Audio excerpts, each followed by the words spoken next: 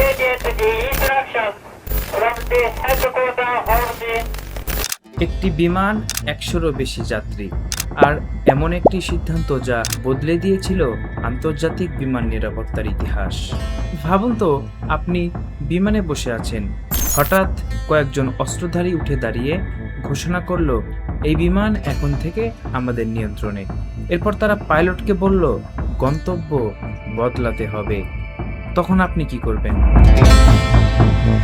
মাত্র 5 জন মানুষ, আর তাদের কারণে 4 দিনের জন্য থমকে গিয়েছিল পুরো বিশ্ব। জাপানের একটি যাত্রীবাহী বিমান ছিনতাই করে নিয়ে আসা হয় বাংলাদেশে। টানা 4 দিন জিম্মি করে রাখা হয় শতাধিক মানুষকে। শেষ পর্যন্ত জাপান সরকারকে মুক্তি দিতে হয়, বন্দি দিতে হয় $6 মিলিয়ন। হ্যাঁ, $6 মিলিয়ন। কিন্তু প্রশ্ন হলো, কেন? আর কি হয়েছিল সেই শতাধিক যাত্রীর? এছাড়াও সে সময়ে বাংলাদেশে হয়েছিল বিমান বাহিনী বিদ্রোহ। কিন্তু কেন? be obedient to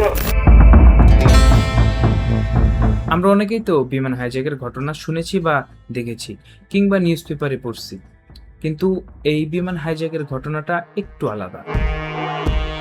ঘটনাটি 1977 সালের 28 September. Japan airlines flight 472 Paris থেকে টোকিও যাচ্ছিল।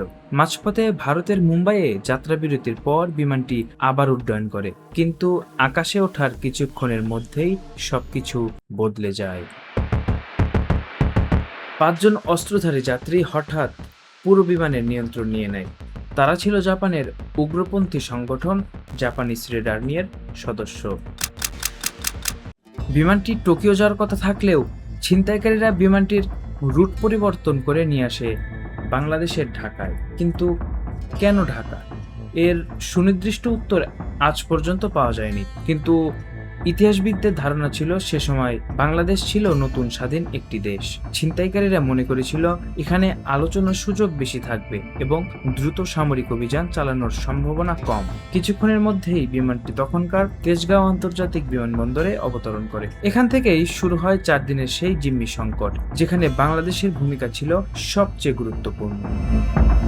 তেজগাঁ বিমানবন্দরে নামার পরপরই পুরো এলাকাটা ঘিরে ফেলে বাংলাদেশের সেনাবাহিনী, বিমান বাহিনী ও আইন শৃঙ্খলা রক্ষাকারী বাহিনী। তবে তারা কোনো অভিযান চালায়নি, কারণ বিমানের ভেতরে তখন শতাধিক যাত্রী ঝুঁকির মধ্যে ছিল। বাংলাদেশের সরকারের পক্ষ থেকে আলোচনার দায়িত্ব দেওয়া হয় তৎকালীন বিমান বাহিনীর প্রধান এয়ার ভাইস মার্শাল এজি মাহমুদকে। কন্ট্রোল টাওয়ার থেকে তিনি ছিনতাইকারীদের সঙ্গে আলোচনা শুরু করেন। লক্ষ্য ছিল একটাই, কোনো রক্তপাত ছাড়া নিরাপদে সকল যাত্রীকে ফিরিয়ে আনা। এদিকে ছিনতাইকারীরা চেয়েছিল জাপানের কারাগারে আটকে থাকা জাপানিজ রেড আর্মির 9 জন সদস্যের মুক্তি। তবে তাদের মধ্যে শুধু 6 জনের মুক্তি দেয় জাপান সরকার এবং মুক্তি দিয়ে তাদের ঢাকায় নিয়ে আসে। এর পাশাপাশি ছিনতাইকারীরা আরও দাবি করে $6 মিলিয়ন। অনেক আলোচনা ও বিতর্কের পর জাপানের প্রধানমন্ত্রী তাকেও ফুকুদা একটি ঐতিহাসিক সিদ্ধান্ত নেন। তিনি বলেন, মানুষের জীবনের মূল্য সবকিছুর ঊর্ধ্বে। এরপর জাপান সরকার ছিনতাইকারীদের দাবি মেনে নেয়। সবকিছু নিশ্চিত হওয়ার পর ছিনতাইকারীরা একে একে জিম্মিদের ছেড়ে দিতে শুরু করে। অধিকাংশ যাত্রী নিরাপদে মুক্তি পান। বাংলাদেশের পক্ষ থেকে পুরো প্রক্রিয়াটি শান্তিপূর্ণভাবে সম্পূর্ণ করা হয় এবং কোনো বড় ধরনের রক্তপাত হয়নি। এর মধ্য দিয়ে শেষ হয় 4 দিনের সেই আন্তর্জাতিক জিম্মি সংকট। কিন্তু এই ঘটনার আরও একটি দিক আছে যেটা অনেকে জানে না বা প্রায় সবারই অজানা। কারণ ঠিক সেই সময়ে বাংলাদেশে শুরু হয় 1977 সালের বিমান বাহিনীর বিদ্রোহ। ফলে একদিকে আন্তর্জাতিক বিমান ছিনতাই, অন্যদিকে দেশের অভ্যন্তরীণ সামরিক সংকট, দুটি বড় চ্যালেঞ্জ একসঙ্গে সামলাতে হয়েছিল বাংলাদেশকে। তবুও বাংলাদেশ সরকার জিম্মিদের নিরাপদে মুক্ত করতে সফল হয়, যা আন্তর্জাতিক মহলেও প্রশংসিত হয়। বাংলাদেশের জন্য এই ঘটনাটি ছিল একটি বড় পরীক্ষা। সদ্য স্বাধীন একটি দেশ হওয়া সত্ত্বেও বাংলাদেশ সরাসরি সামরিক অভিযান না চালিয়ে আলোচনার পথ বেছে নিয়েছিল। তৎকালীন বিমান বাহিনীর প্রধান air vice marshal AG Mahmud এবং সংশ্লিষ্ট কর্মকর্তাদের ধৈর্য ও কূটনৈতিক প্রচেষ্টার কারণে। আজ প্রায় অর্ধ শতাধিক কেটে গেছে। তেজগাঁয়ের সেই রানওয়ে আজ আন্তর্জাতিক যাত্রীর কোলাহলে মুখর নয়, কিন্তু 1977 সালের সেই 4 দিনের ঘটনা এখনো ইতিহাসের পাতায় জীবন্ত।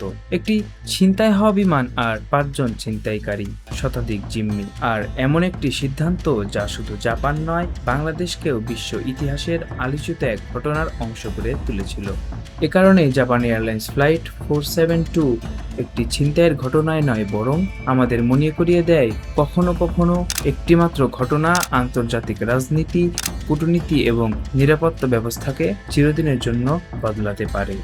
আজ এ পর্যন্তই, দেখা হবে পরবর্তী কোনো ভিডিওতে। আল্লাহ হাফেজ।